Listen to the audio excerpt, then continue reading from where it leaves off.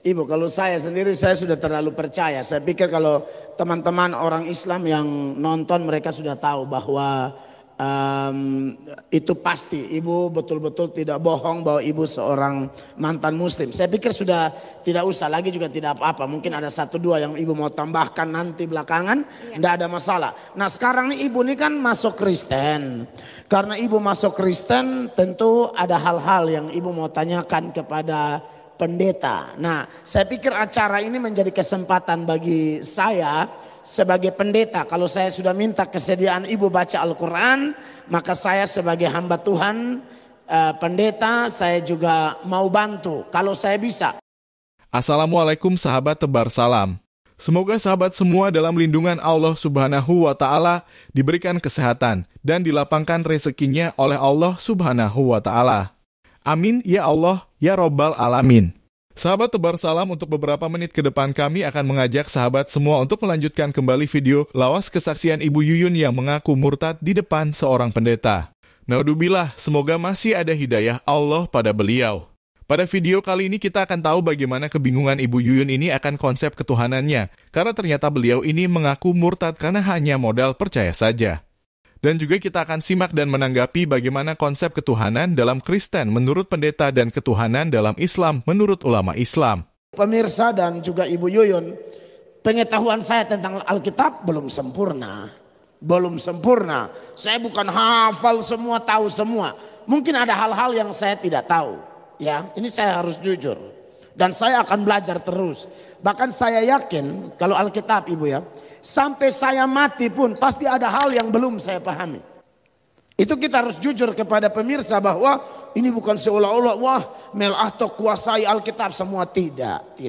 Saya masih belajar dan masih ada hal-hal yang perlu saya gali lagi begitu. Jadi kalau Ibu mau bertanya, sepanjang saya tahu saya siap jawab. Silakan Ibu.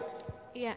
Yang selama ini saya mau tanyakan itu memang awalnya saya itu modal percaya. Ya, percaya saja. Ya, percaya saja. Percaya itu dengan iman, dengan yakin. Iya, tapi kalau mau doktrin apa saya belum terlalu paham. Okay. Tapi yang namanya kita percaya mau apapun kayak tetap percaya, begitu. Yang saya mau tanyakan, apa masih ada lagi penjelasan tentang bahwa ketuhanan Tuhan Yesus? Iya, Ibu Yuyun dan semua pemirsa, ini pertanyaan yang baik sekali. Apa yang saya jelaskan hari Kamis dan itu adalah video sebelum video ini yang pemirsa bisa nonton, saya harus akui itu belum lengkap.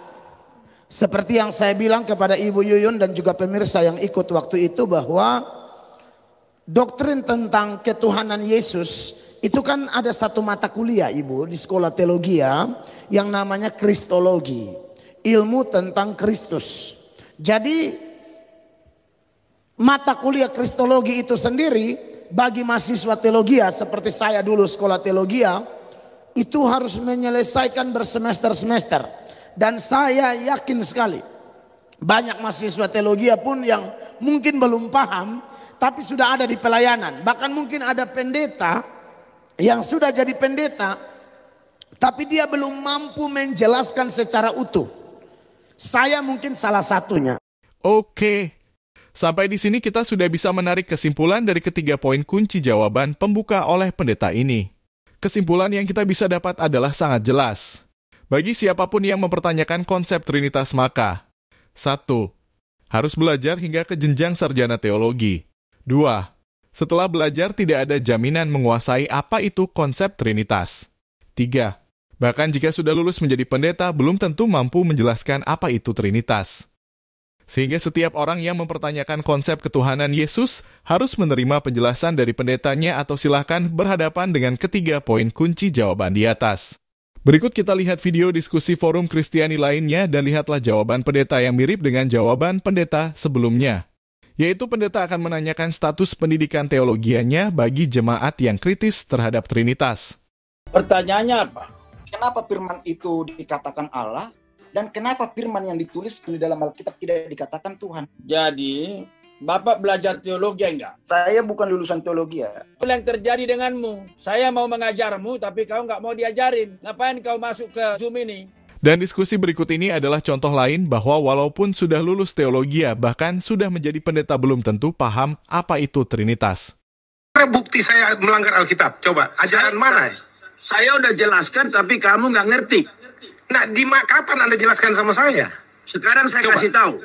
Allah Tritunggal itu menurut Alkitab adalah satu esensi tiga pribadi. Satu esensi yang ada maksud di mana? Dan di mana Allah secara literal Allah Tritunggal, dan esensi atau hakikat yang ada maksud itu satu hakikat tiga pribadi. Tunjukkan di mana dalilnya, ayatnya di mana? Pak Yosua Teo, boleh tahu nggak? Ya. Anda pernah belajar teologi di mana? Saya belajar teologi di banyak sekolah teologi, tidak perlu Anda tahu. Iya dong. Kenapa mesti? Anda siapa saya mesti laporkan ke Anda? Nggak perlu Bukan, saya hanya mau bertanya, masa nggak boleh? Walaupun tentu saja ini tidak mewakili jawaban seluruh pemeluknya. Setidaknya kita bisa melihat sebuah gambaran betapa sulit dan melelahkannya untuk membangun pondasi utama dalam sebuah bangunan keyakinan menurut seorang pendeta yang telah menempuh pendidikan sarjana teologi ini. Dan menariknya adalah bahwa jawaban akan pertanyaan konsep ketuhanan dalam Islam tidaklah sesulit dan melelahkan seperti itu. Tanpa bermaksud menggurui saudara Kristiani kita, jawaban ini kami tujukan untuk kalangan kami sendiri demi menghindari munculnya Ibu Yuyun yang lain.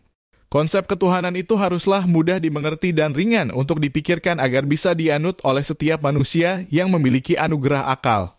Konsep ketuhanan dalam Islam tertulis jelas dalam Al-Quran pada surat Al-Ikhlas. Mari kita simak penjelasan lengkap seorang ulama perbandingan agama berikut ini. Definition of God as such. The brother asked a very good question, very important question, that he wants to know one thing which has been always in his mind regarding the concept of God in Islam. And the definition also includes many things which is negation, and it contradicts the definition of the other faiths.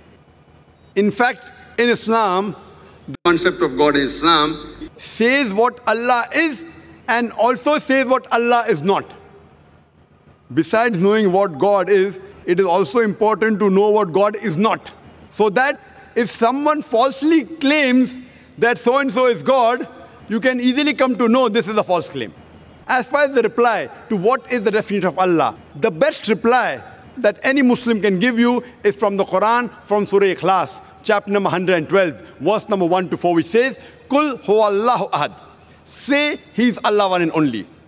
For example, I'll give you an example. There are some human beings who say that Bhagavan Rajneesh is God. Now I will give you a sample. Why do we use this negative also? Now we'll put this Bhagavan Rajneesh to test. The first test is, Qul huwallahu ahad. Says Allah one only. Was Bhagavan Rajneesh one and only? Was he the only man who has claimed divinity? There are hundreds who have claimed divinity, and in this country of ours, India, there are thousands of men who have claimed divinity. Thousands of people have said that they are God. He's not the only one. But Rajneesh Bhakt will say, no, Bhagavan Rajneesh is unique. So let's go to the next test. Allahu Samad. Allah, the absolute and eternal. Was Rajneesh absolute and eternal? When we read his autobiography, we read there that Bhagavan Rajneesh, he was suffering from asthma, from diabetes mellitus, from chronic backache. Imagine Almighty God suffering from asthma, from diabetes mellitus, from chronic backache. The third test, Lam yalid wa lam yulad. He begets not, nor is begotten. We know Bhagavan Rajneesh, he was born in Madhya Pradesh, and he had a mother and father. And in 1981, he goes to America and takes thousands of Americans for a ride. And in the state of Oregon, he starts his new center known as Rajneeshpuram. Later on, the American government arrests him and puts him behind bars. Rajneesh alleges that the American government gave me slow poisoning. Imagine Almighty God being slow poisoned. And the last test, Walam Yakullahu Kufanad, is so stringent that the moment you can compare God to anything in this world, He is not God. Walam Yakullahu Kufanad. We know Bhagavan Rajneesh. He had a white beard. Like the human being, he had 2 eyes, 1 nose, 1 mouth, 2 hands. The moment you can compare God to anything in this world, He is not God. Walam Yakullahu Kufanad.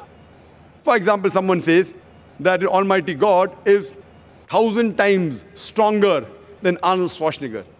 You may have heard the name of Arnold Schwarzenegger, the person who got the title Mr. World, strongest man in the world, Mr. Universe, the strongest man in the universe. The moment you can compare God to anything in this world, whether it be Arnold Schwarzenegger, Dara Singh or King Kong, whether it be 1,000 times or 1,000,000 times, the moment you can compare God to anything in this world, He is not God. Walam yakul lahu kufuwan ahad. So this, brother, is, in short, the concept of Almighty God. Hope that answers the question. Thank you so much.